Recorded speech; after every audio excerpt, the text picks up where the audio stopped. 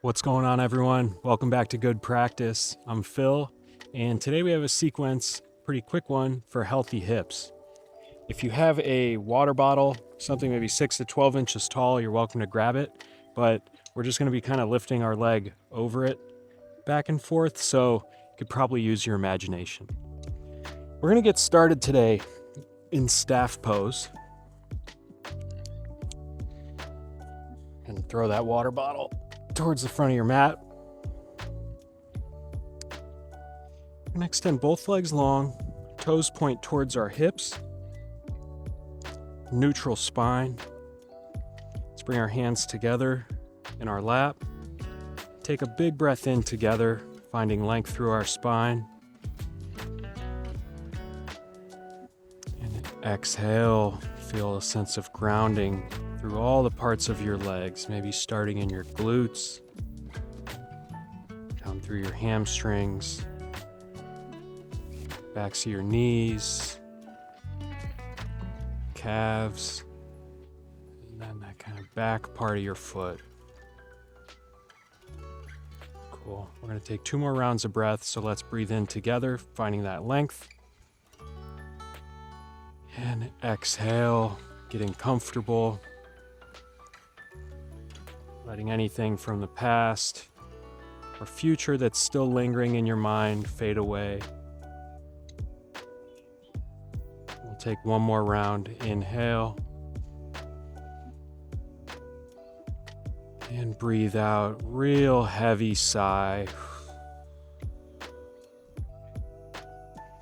All right. Now we're going to start to turn on our hip flexors a little bit using our real or imaginary water bottle. So in staff pose, I want you to extend your feet about 2 fists worth of space apart from one another. And then take the water bottle and put it where your right foot was, okay? And go ahead and bring that right foot to the inside, to the left portion of the water bottle. Find a good place to ground your hands, probably behind you here. Some people might prefer to have their fingers pointing backwards. Doesn't really matter, it's your choice. We're going to take 3 reps on each side. Go ahead and lift our foot up, over, and slowly down. Really want to feel like we're drawing our foot up using that hip flexor, almost like a marionette or like we're Pinocchio or a puppet of some sort. So just imagine like strings tied to your toes and someone pulling it up, pulling you over, and then slowly dropping you down. So take a breath in, lift up, and then slowly lower down inside. Good. So that's 1 rep. We're going to do 2 more and then switch sides. Go ahead and explore a little bit at your own pace if you'd like, but I do ask you to keep these relatively slow. Maybe engage your quad to help bring those toes a little bit towards your hip. Make your way up, back to our starting posture. 1 more round.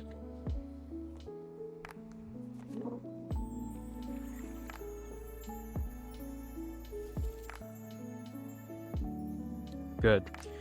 Now we'll go ahead and throw that where our left foot is. Bring that left foot to the right side of the bottle. Same thing, 3 rounds on side 2. Getting pulled up by your toes, engaging your quads. Bring it to the outside. Back to center. Great work. 2 more.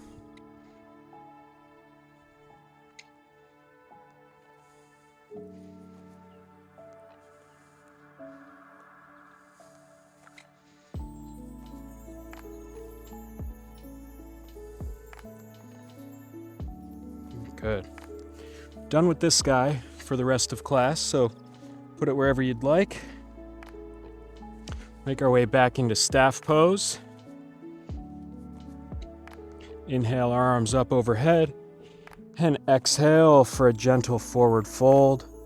First one of the day, so no need to force it. If you want to kind of start at your knees, and as you breathe in, find length in your spine.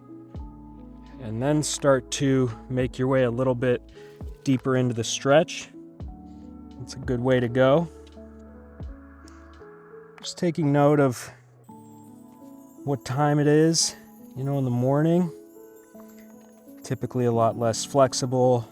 You'll gain a lot of flexibility just making your way through the day.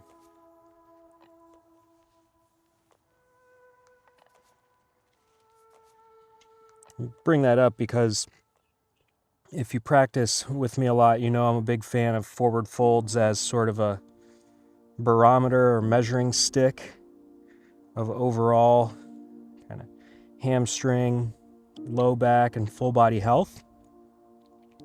And if you were practicing last night and were touching your toes and now you're not getting quite as far, doesn't mean anything's wrong or anything's weird. It might just be a different time of day, different circumstances.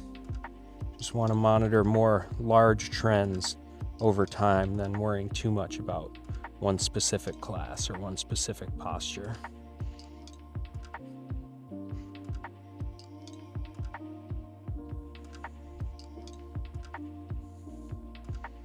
Okay, we're going to make our way onto our back.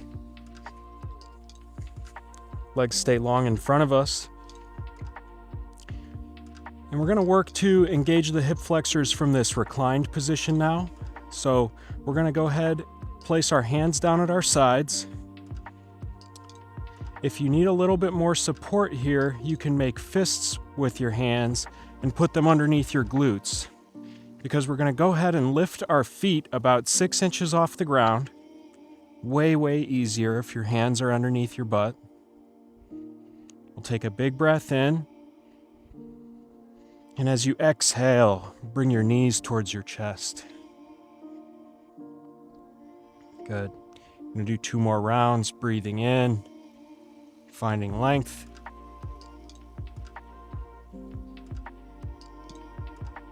And exhale, hug those knees back in.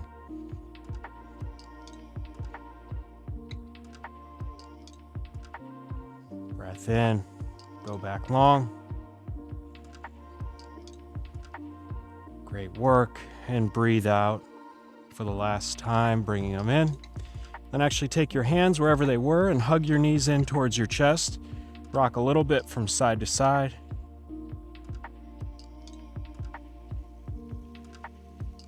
And put your feet back down to the mat. Feet are about 1 foot to 18 inches away from our glutes. Hands are going to be palms down at our sides.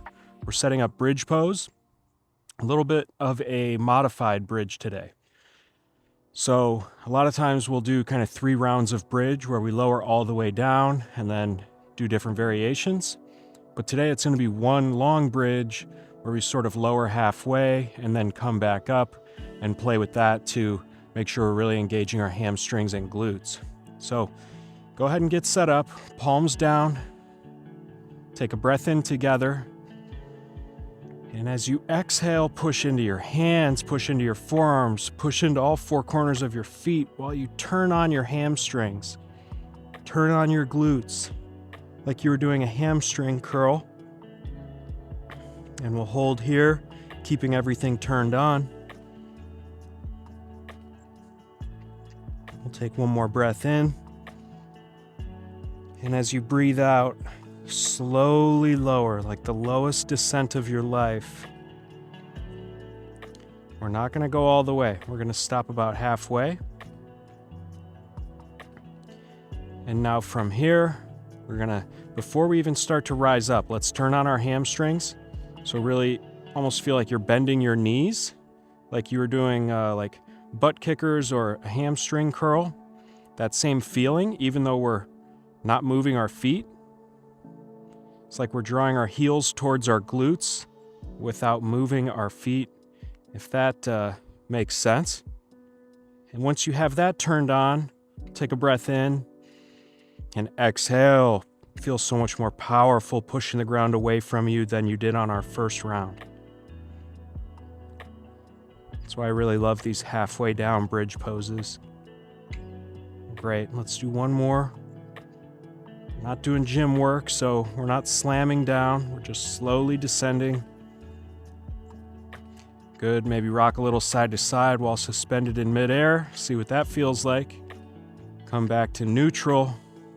This time we're gonna interlock our hands underneath our tailbone. Make sure we're really pressing down through our forearms, through our pinkies. Get those hamstrings starting to turn on before we rise up. And at your own pace, we'll rise back up for the third time. Might start to feel this in your hip flexors. Definitely feeling it in my glutes and hams. And let's slowly lower all the way down this time and gradually make our way up to a seat.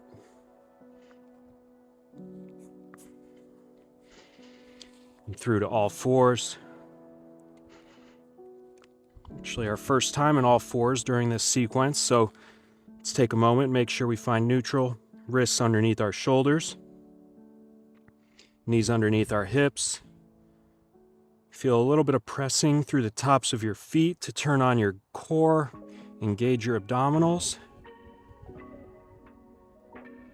And at your own speed, curl your back toes under, extend your legs long, high plank. Shift your weight forward, lower all the way down. Release your chest. Inhale up, baby cobra. And exhale, curl your back toes under, push up and through to downward facing dog. I'm gonna leave a little bit of bend in my knees to start here. Not totally warmed up for the day. Feel free to pedal out your feet one leg at a time. Straightening your left. And then your right. Inhale, bend your knees, look forward. Step or hop to the front of your mat. Inhale, rise up, arms overhead. Exhale, those hands together through heart center. Inhale, sweep them back up. And exhale, release to a forward fold. Breathe in, flat back. Breathing out, hands lower down, step both feet back. Shift your weight forward, lower down, all the way. Release your forearms to the mat. And we'll inhale up for Sphinx pose. Really starting to feel the back turn on. Curl your back toes under, push up, and through to downward facing.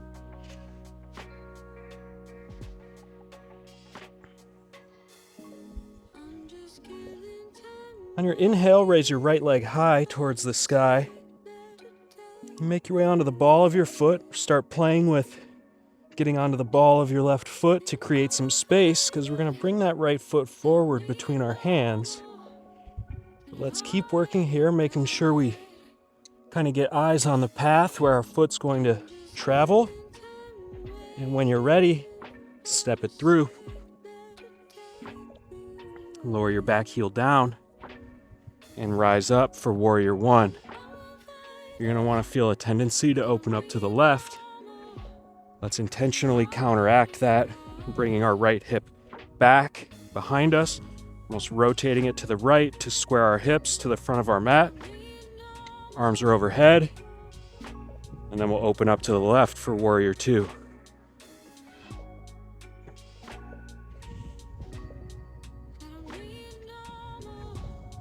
Good, and then we'll straighten that front leg, setting up triangle pose here. So I want to see your palm facing the left side of your mat, almost inside of your leg, and we're going to hinge over our right hip. And as we do, almost just feel your left hand tracking down the inside of your left leg. Don't have to go super far to get that inner groin and adductor like really firing. So slow and steady here. I naturally have my feet, they point out a little bit. So you'll see my left foot is almost parallel with the back of my mat. That's okay here. No reason to force it to be a little bit more pointing towards the front, but I wouldn't necessarily want to see it open that direction. So neutral or a little bit Airing towards the front of your mat. Make sure we have a good sense of grounding in our left foot. Drawing ourselves up, again, kind of that puppet feeling. Have a string on top of your head. You're being pulled upwards to create that space. Right hand inside of our right leg. Left arm up towards the sky. And let's fold into triangle.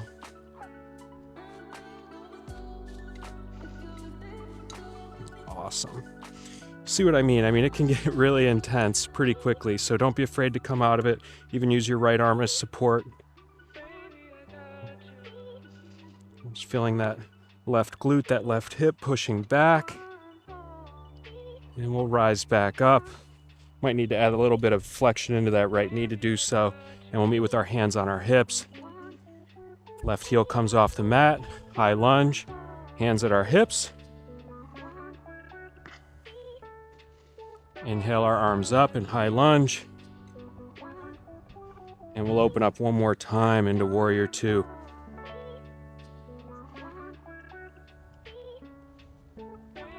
Straighten our front leg. Now we're going to clasp our hands behind our backs, really open up our chest, shift ourselves to face the front of our mat, and just take a little forward fold, a hinge, I should say, over that right leg. Feeling like your arms are almost going to go over your head to the front of the mat. Good. And release your hands to frame your front foot. Back heel rises, step your left foot forward to meet your right, and sweep your arms up on your in-breath. Exhale through heart center. Breathing in, back up. Release, forward fold. Inhaling to a flat back. Exhaling, hands down, step back, shift forward. This time we're going to lower halfway. Flip the tops of our feet to the mat and rise up for upward facing dog. Might feel like your fingers want to point like spiral outwards towards the sides of your mat. That's good. You feel that getting external, opening up your chest, creating more space in your shoulders, and you still have a good solid base to work with. Curl your back toes under, high plank, through to downward facing.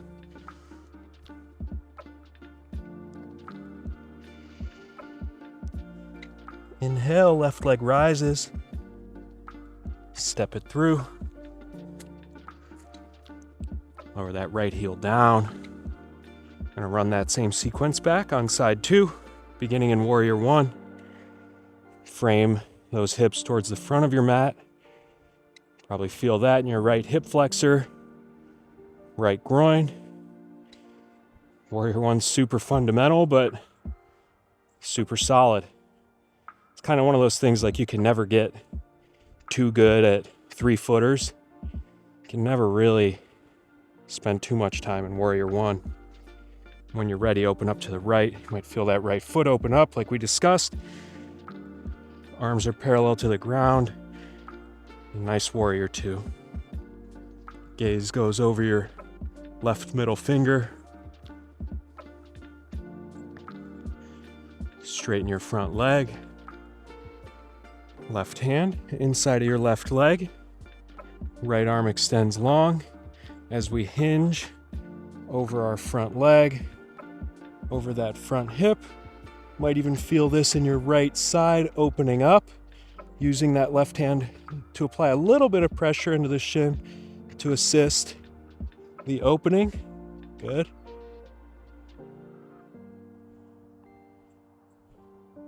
Add a little bit of bend into that left knee as we come back up to Warrior Two and high lunge.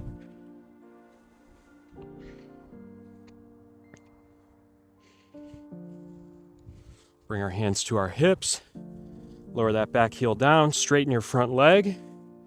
Interlace our hands behind our back. See if you can remember which thumb was on top. No big deal if you can't. We're gonna switch that, if you remember. And then forward fold, hinge over our left leg. Nice shoulder opener in this bind. And release your hands down, frame your front foot, step your right foot forward, bend your knees deeper and deeper as you make your way to a seat. Awesome. Spend a little bit of time opening up our glute medius, more the outer portion of our glutes and hips here in a reclined figure 4 with a slight modification.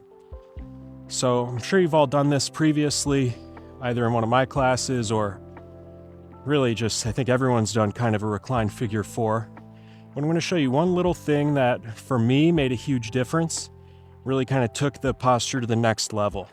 So feet are about as wide as our hips. Palms are down. Let's go ahead and bring that left foot towards the ceiling, towards the sky, and bring it over the front of our right quad. Now, you might be feeling this, and that's great. If you already feel it here, don't stress about adding to it. But if you want a little bit more, what we would typically do, don't do it yet, we would just interlace our fingers behind our right hamstring and hug towards our chest for a nice stretch. The little tweak that has helped me a ton is to move my right foot a couple inches more to the right. So let's heel toe that right foot out towards the edge of our mat. Now you probably don't feel a huge difference yet, but interlace your hands behind your hamstring and gently rock back. And it feels so wonderful on the outer portion of our left hip here. Not pulling too hard, not cranking, but that small adjustment, you can even feel like if you let your right foot drift over to the right a little bit, you'll feel the difference. So don't have to be too crazy with it, but it adds a little bit more of that outer hip than just more the meaty part of our glute, which is a huge, huge benefit with that small modification. Good. Now slowly lower that right foot down. If you walked it out, let's walk it back to center. Release the left. Hands go back down to our sides. Right leg straightens up. Bottom of your foot towards the sky. Switching sides, it comes over the left. And match what we did on side 1.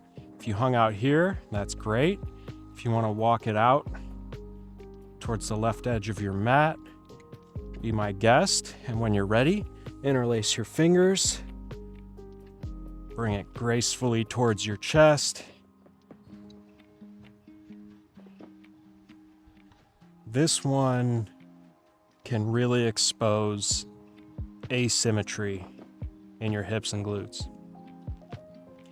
I'm stretching this a lot less, I would say, in terms of degrees than I did on the other side, but I feel it way, way more. I'm super tight on the right side compared to the left, and it's calm, sort of restorative postures like these at the end of class that can help us explore our own body and find some of those imbalances that we can work on in the gym, on the range, and next time we're here on our yoga mats. It's really, yoga is just as much about finding the things that we need to work on as it is about fixing them. All right, great job. Lower that left foot down. Then bring your right down to match it. We'll tee our arms out wide. Windshield wiper our knees to the left. Back over to the right. One more time each side. Bringing them back over. Left. And right.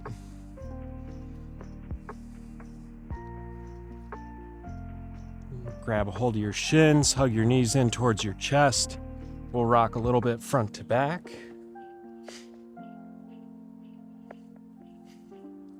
Land back in neutral. Roly-poly from left to right. And settle into center. Take any little movements, maybe roll your ankles or wiggle your toes that you'd like. If you need to windshield wiper your knees, happy baby, anything that feels good to prepare your body for Shavasana. And eventually extend your legs long. Find a comfortable resting place for your hands. We'll take one huge breath in together. And the slowest, smoothest exhale of class right now.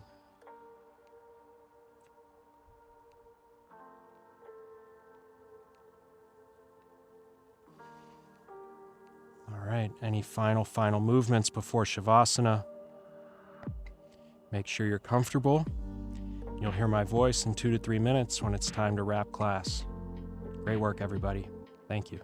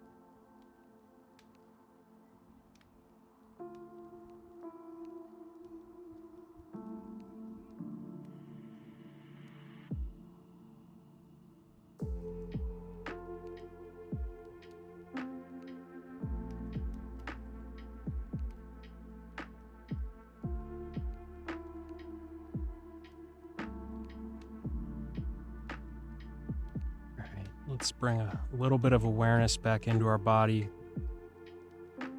Just little ankle rolls, wrist rolls, wiggling our fingers and toes.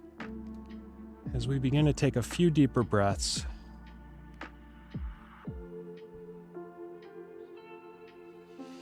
whenever you're ready, roll on over to your right side. Rest for a moment using your right arm as that pillow. And ultimately pressing the ground away from you with both hands, making your way up to a seat.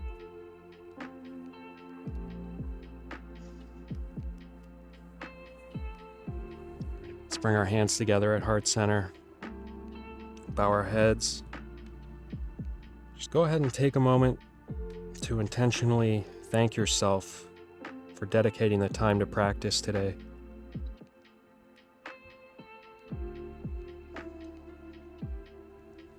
I thank you for practicing. Until next time, Have a great day, everybody. Thank you.